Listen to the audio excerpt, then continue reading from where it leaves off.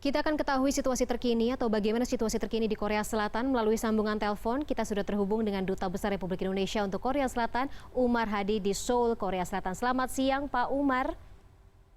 Selamat siang. Baik, Pak Umar sehat ya, Pak ya? Alhamdulillah. Oke, alhamdulillah Bapak. Tapi kalau misalnya bagaimana dengan kondisi teman-teman sesama WNI yang kabarnya berjumlah lebih dari 37.000 warga negara Indonesia yang menetap di Korea Selatan sampai dengan saat ini, apakah sudah ada laporan atau kita harapkan tidak ada laporan terinfeksi virus corona ya, Pak? Tentu kita semua prihatin dengan situasi wabah virus ini ya. Bukan hanya di Korea Selatan saya kira, tapi di negara-negara lain juga. Dan tentunya kita terus menyerukan kepada warga Indonesia yang ada di Korea Selatan untuk tetap tenang, tetapi terus waspada.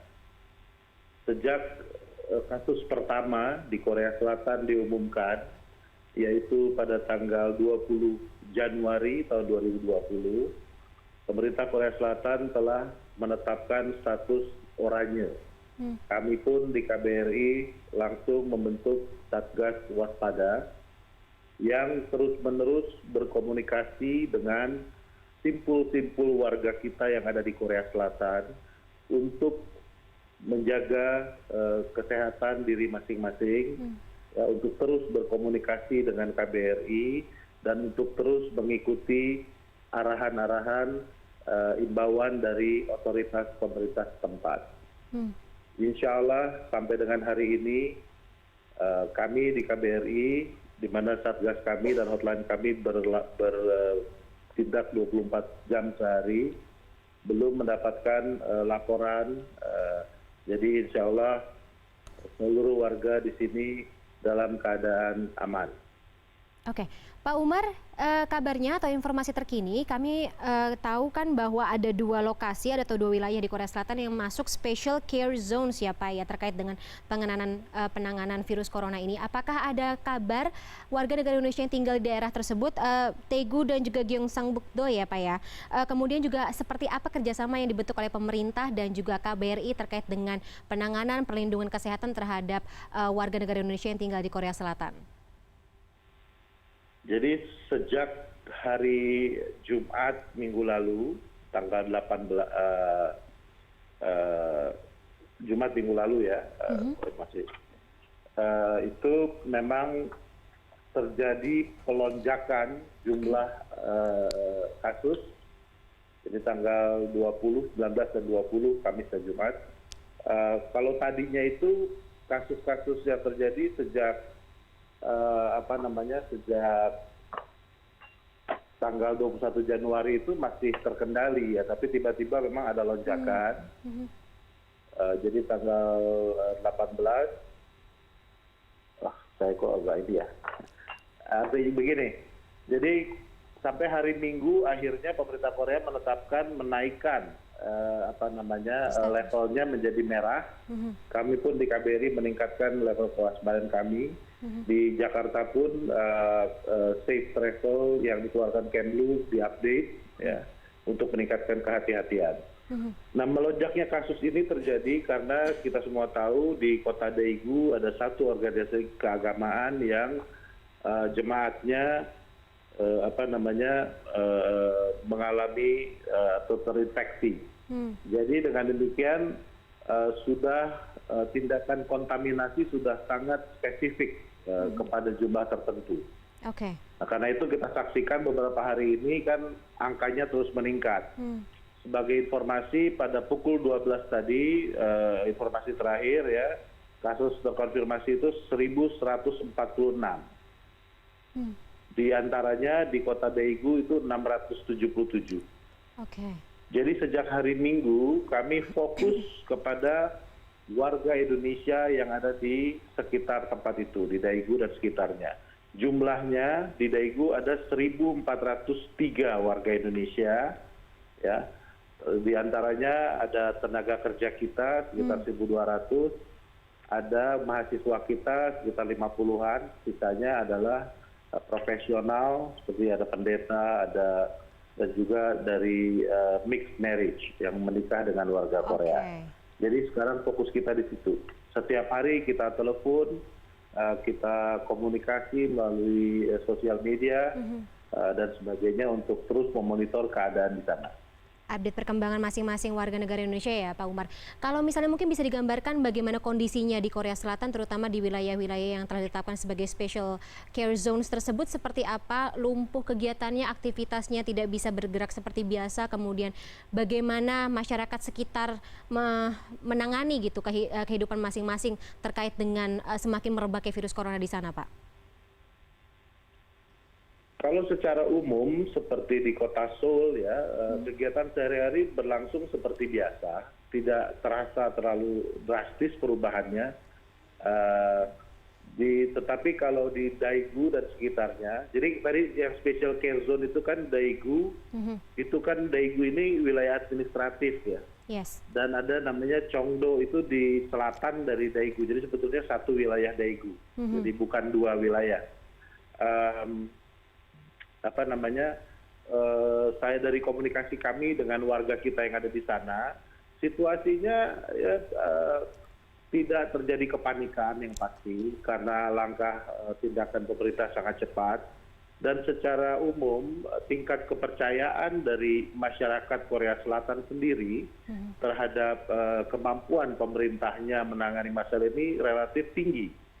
Jadi tampak sekali orang tertib ya, menuruti arahan-arahan dari pemerintahnya. Misalnya di handphone kita ini dari waktu ke waktu ada alert, SMS alert dari otoritas pemerintah tempat. Misalnya di satu tempat ada kejadian, kita dihimbau untuk menghindari tempat itu. Jadi relatif sangat tertib. Oke, kita sangat senang sih mendengar hal tersebut dan mungkin bisa menjadi inspirasi atau contoh untuk pemerintah negara lainnya ya Pak ya.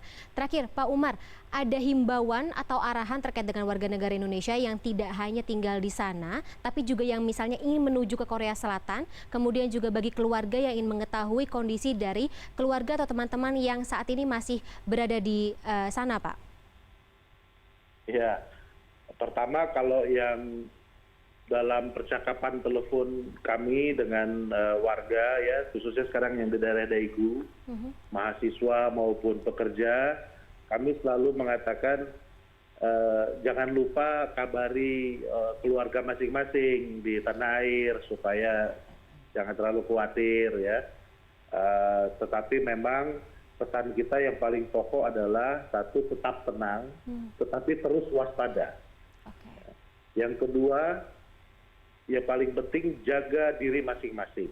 Ada basic tindakan-tindakan basic yang harus kita lakukan seperti pakai masker, menghindari tempat keramaian, cuci tangan dan sebagainya. Itu semua di medsos kita sudah pasang dan dalam telepon kita selalu sampaikan. Juga yang berikutnya adalah ikuti arahan petunjuk dari otoritas setempat. Yang berikutnya selalu berkoordinasi dengan KBRI dan koordinator-koordinator wilayah yang sudah dibentuk oleh KBRI. Jangan mempercayai informasi-informasi yang tidak jelas. Gitu. Yang terakhir itu tadi, selalu kabari keluarga di tanah air bagaimana situasi yang sebenarnya di sini.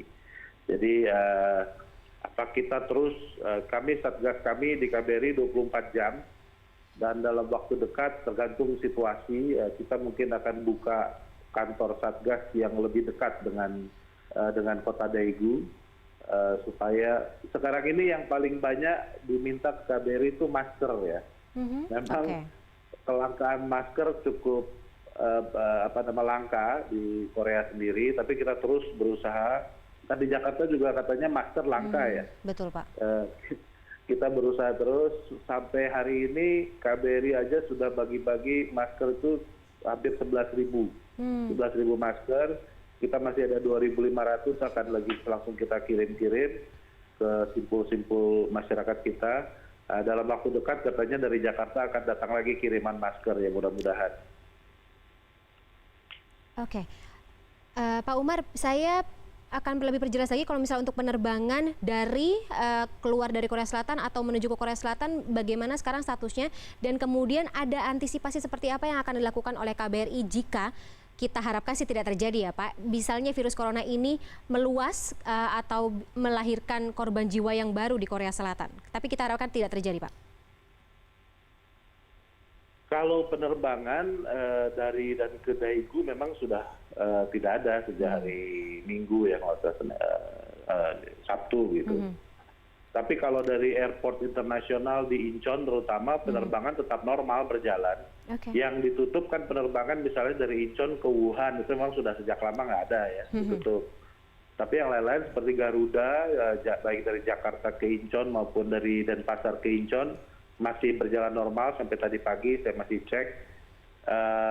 Penumpang juga yang dari Jakarta Incheon Bali normal, tidak mengalami penurunan. Yang dari Jakarta tadi pagi sudah terdeteksi ada penurunan jumlah penumpang Garuda Indonesia. Kalau mengenai situasi ini, jadi begini, yang pertama saya perlu garis bawahi ya, tadi tingkat kepercayaan masyarakat Korea Selatan sendiri terhadap kemampuan pemerintahnya begitu tinggi, jadi kita pun punya kepercayaan lah terhadap kemampuan Korea Selatan. Yang pertama, tapi tentunya ya, berbagai langkah persiapan, berbagai langkah untuk menghadapi berbagai skenario terus kita persiapkan. Gitu seperti saya katakan, kami 24 jam sehari, 7 hari seminggu standby, terus kita exercise berbagai kemungkinan. Ya, jadi ya tentunya kita semua berharap situasi ini cepat mereda, cepat teratasi, tetapi kita selalu mempersiapkan diri. Baik, terima kasih Pak Umar Hadi atas informasinya. Semoga kondisi di sana cepat pulih, warga negara Indonesia dan khususnya KBRI di sana juga sehat-sehat semuanya. Terima kasih sekali lagi atas informasi ya Pak Umar Hadi dari Korea Selatan.